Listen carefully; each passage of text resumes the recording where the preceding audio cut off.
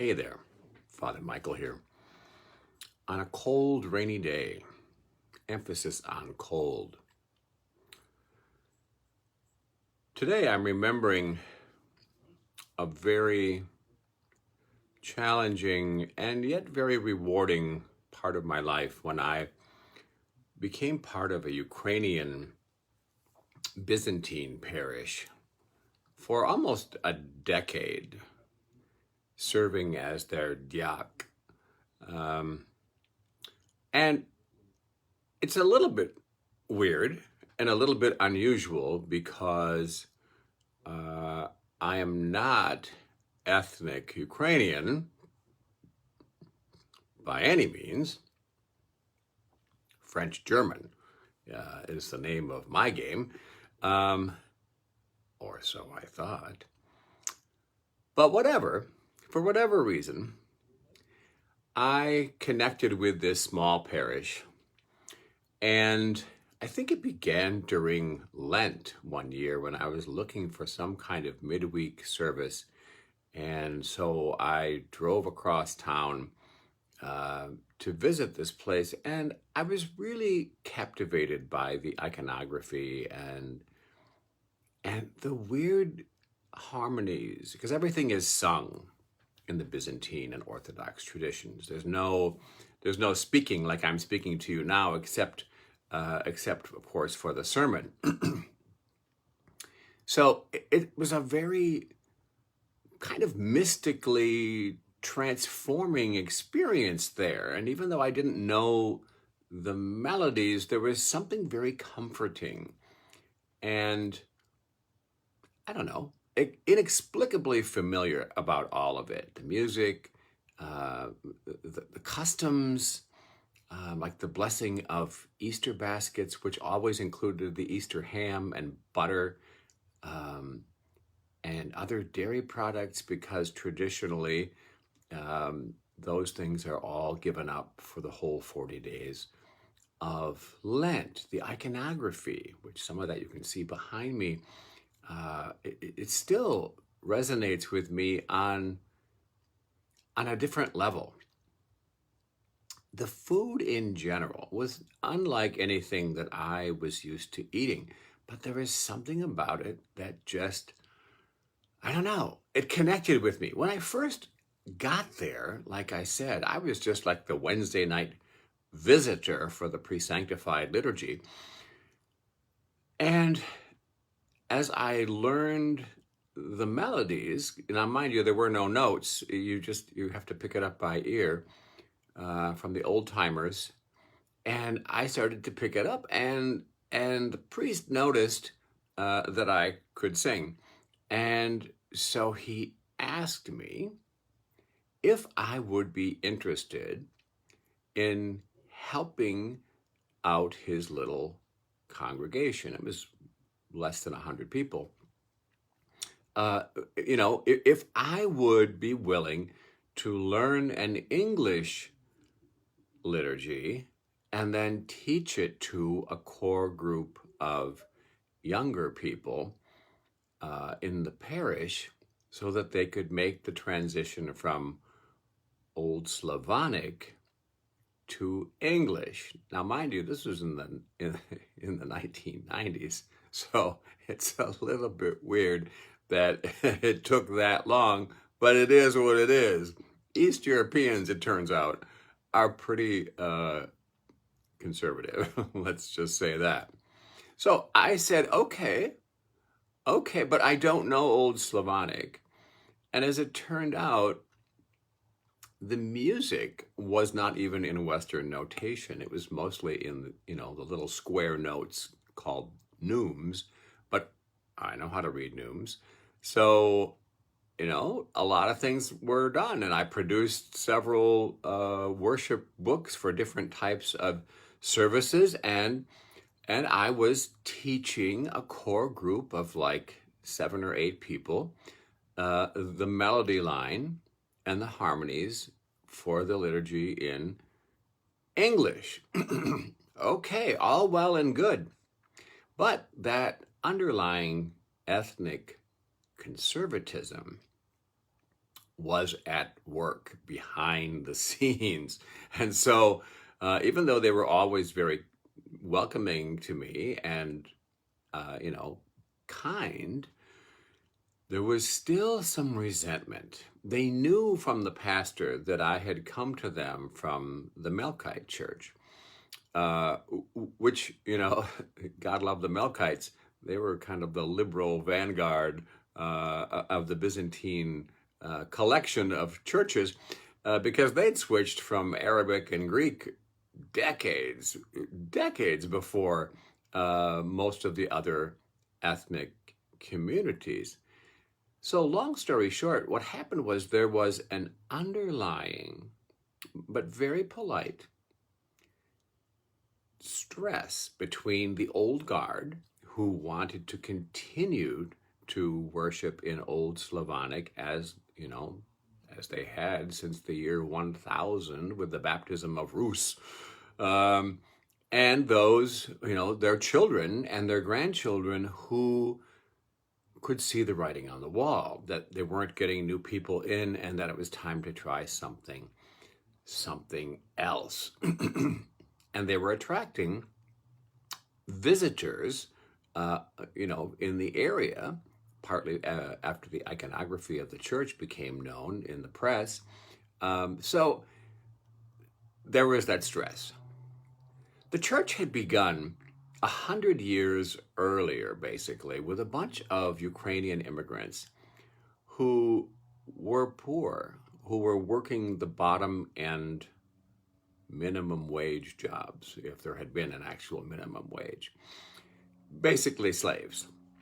And they had no church, they had no place to gather for worship. So they would gather in different people's homes to sing and to pray. Remember, everything that they pray in public worship is sung, chanted, without instrumentation. So there they are. They have gathered for Vespers on a Sunday evening, and they're singing their hearts out. And a local businessman happens to be walking down the street. This is the story as it's told. And he hears a bunch of drunk people singing. And so he goes to the door of the house and he asks for an explanation why these people are drinking on a Sunday evening and singing so loud and disturbing the neighborhood. It's kind of like the first Pentecost story in Acts, you know, where some people think that the apostles had been drinking at 9 o'clock in the morning. It's the same kind of deal here. It was really kind of miraculous because this guy then said, oh, when he understood, these people had no land, no church, you know, he donated the land and helped to build the physical church, which is still in existence today. It was grace and peace from an unexpected source. Over that summer, this Greek boy, that's what they called me. I'm not Greek either, but anyway, I'd come to them from the Melkite tradition, so there I was. I was the Greek boy. The Greek boy brought the parish up to speed, and English liturgy was celebrated alternate Sundays. There was still that underlying division and stress just below the surface. Like I said, they were always nice to me and polite and all of that. But there was always that little resistance. I always felt it. And part of it was the ethnicity thing. And part of it was they didn't like change. So they weren't, the old guard was not going to jump on this 100%. Until one day, the Sunday before Lent, which is known as Forgiveness Sunday. And part of that annual observance of Forgiveness Sunday, the priest kneels before the congregation and confesses to them that he has sinned and has let them down in innumerable ways, and he asks for their forgiveness and they ritually, respond that they do forgive him. And then he stands and the whole congregation kneels before him and does the same thing. And they ask for, forgiveness for the times they've not been supportive, for the times when they've not been active members, when they've not supported him as he probably needed. And they ask his forgiveness, and then ritually he forgives them. And it's at that moment that there is this great sharing of the peace, the passing of the peace of Christ. And instead of saying, peace be with you, the normal thing, on that Sunday, the exchange words are, I am sorry, please forgive me. And the response is, I do forgive you, please forgive me. It's a very powerful thing, and I've done it in my parish, Holy Redeemer, since the beginning of our ministry. And here's where the miracle happened on that Sunday. Because the matriarch, the one who was most resistant to the Greek boy and his teaching of, the subversive English liturgy, grabbed me in the aisle and said, we love you so much. You are family to us. Powerful stuff. And everything changed after that day. Everything. It was no longer two parishes trying to coexist, barely tolerating each other. It was one family now, working together.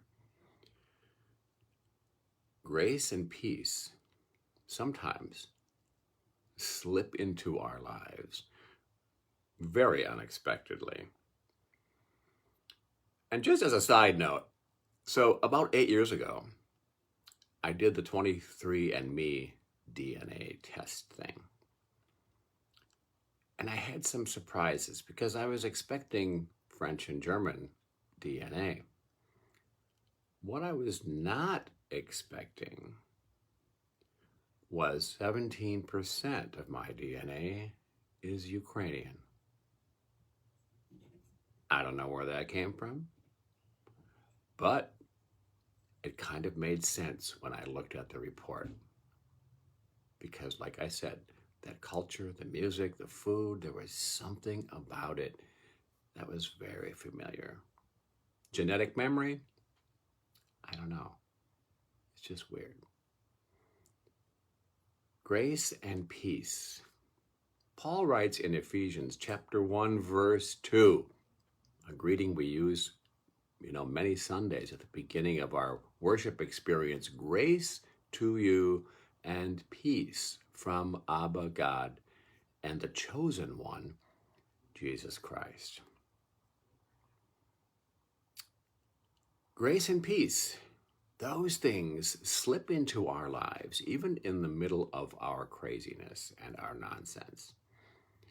And often enough, we are the recipients of this grace and peace. And we're so grateful. So grateful. But other times, and probably more times than we'll ever know in this life, we are the grace and the peace. We are the gift to other people. So today, let's be thankful, number one, for all of the mysterious episodes of grace and peace intruding into our craziness and our shit show of a life sometimes. But let's also be thankful for all those times when we have been the instrument of God's design, that when we have been the grace and the peace. And let's hold all of those people in prayer this morning. A simple prayer I learned long ago from my Ukrainian family. jeden rodný Syn i Slovo Boží.